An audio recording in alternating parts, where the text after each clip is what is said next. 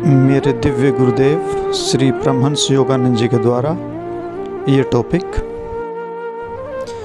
ईर्ष्या और प्रतिस्पर्धा की भावना को मिटा दो। ईर्ष्या गहरी असुरक्षा की भावना का परिणाम है। जब ईश्वर के साथ संपर्क का अनुभव होता है तब ईर्ष्या का कोई कारण ही हमें नज़र नहीं आता।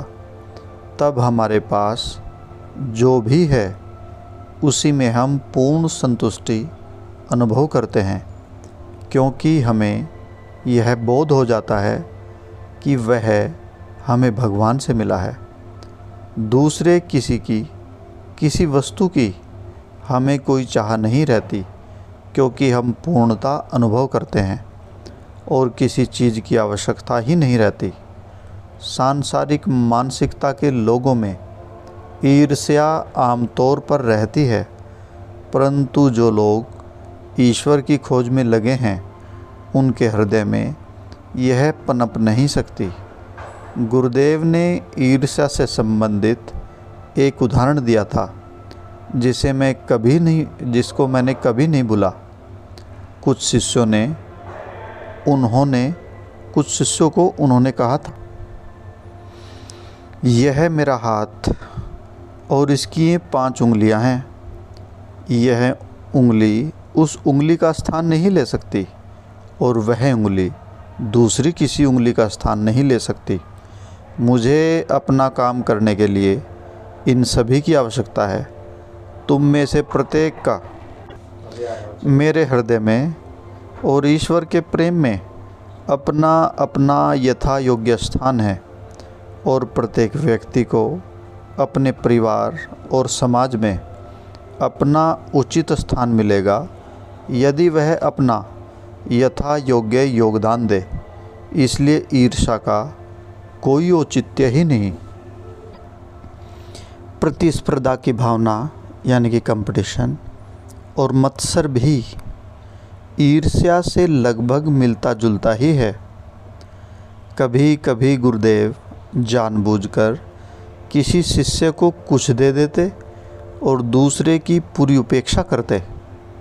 जो लोग गुरुदेव को जानते समझते थे वे तो समझ जाते थे कि वे ऐसा इसलिए करते हैं कि शिष्यों के अंदर छुपकर बैठी हुई कोई मत्सर की भावना हो तो वह ऊपर आ जाए, ताकि उसे पहचान कर हटा दिया जाए। मैं आपको एक उदाहरण देता हूँ।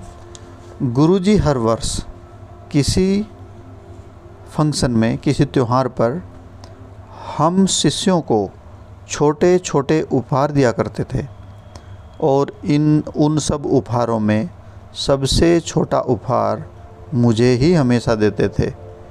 पहली बार यह हुआ तो मैं सोच में पड़ गया, ऐसा क्यों?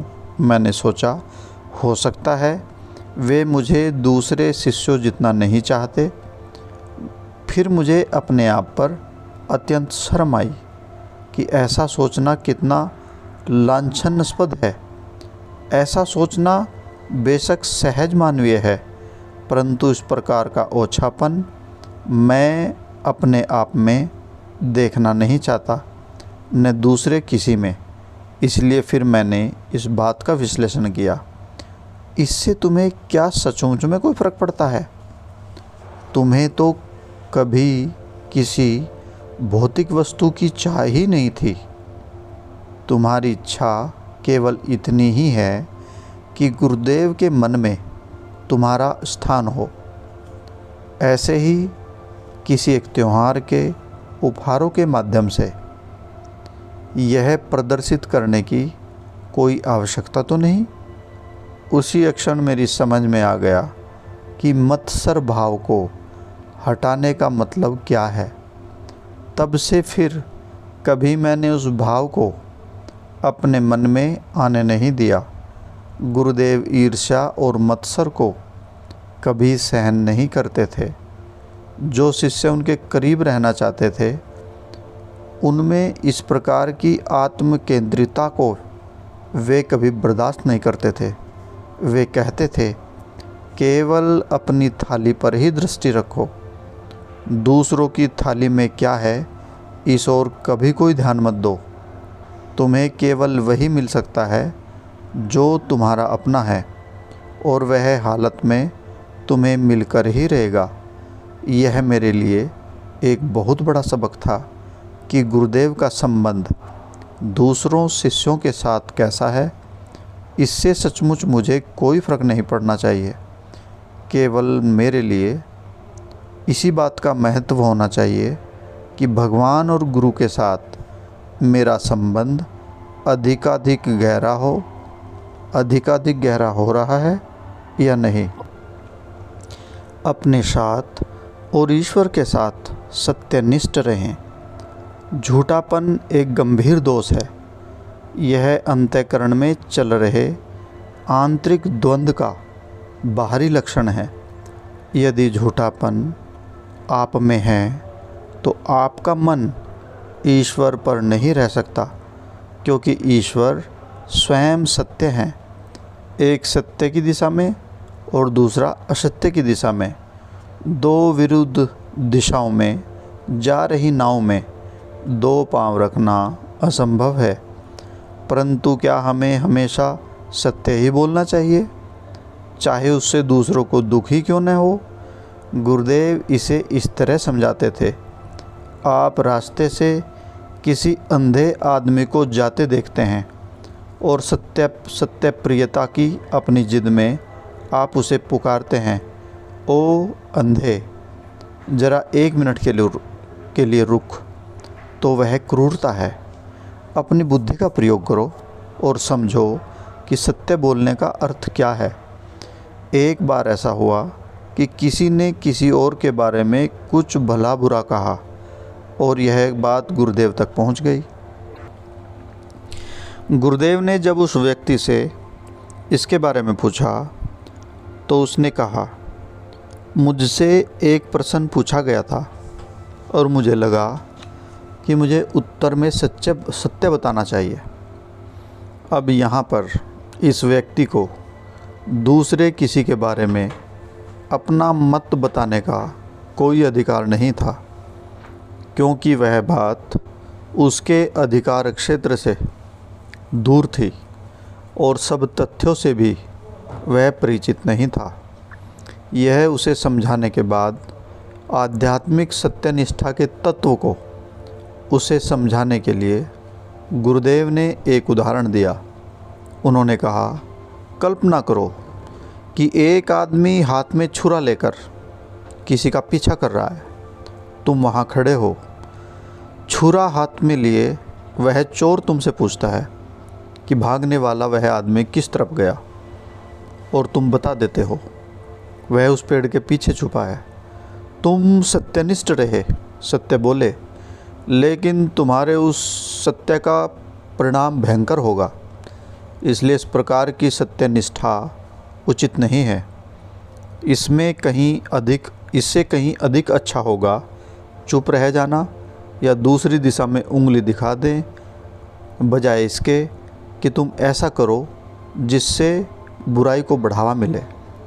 इस सापेक्ष जगत में हम बुद्धि से ही काम करें तो अच्छा। सबसे पहले अपने अंतःकरण में ईश्वर के साथ सत्यनिष्ठ रहने का प्रयत्न करो। उसके सामने जो तुम हो उसके अतिरिक्त कुछ बनने का ढोंग मत करो। वह तुम्हें पहले से ही अच्छी तरह जानते हैं।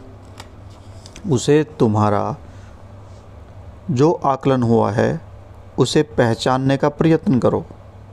अपना बचाव करने की कोशिश करने के बजाय अपनी गलतियों को उसे अर्पण कर दो और कहो कि हे प्रभु, मैं धीरज खोकर क्रोधित हो उठा। मैं जानता हूँ कि यह गलत है, क्योंकि जब मैं क्रोधित हुआ तब से अब तक मेरे मन में कोई शांति नहीं रही। मुझे क्षमा कर दो।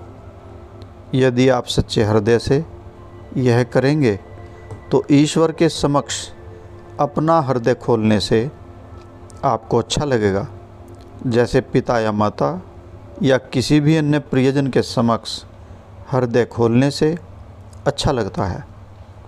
जब आप ईश्वर से या अपने आप से छुपते फिरते हैं तब धीरे धीरे अंतःकरण की गहराइयों में अपराध बोध की भावना बढ़ती जाती है। फिर ऐसा समय भी आता है जब आप ईश्वर के सामने जाने से डरते हैं, अपने ही अंदर झांकने से भी डरते हैं, क्योंकि आपको लगता है कि वहाँ गंदगी ही भरी हुई है और आप उसे देखना नहीं चाहते। ऐसे लोगों को प्राय मनोचिकित्सक के उपचार की आवश्यकता पड़ती है, क्योंकि तटस्थ भाव से अपने आप को देखने का सामर्थ्य उन्होंने खो दिया है।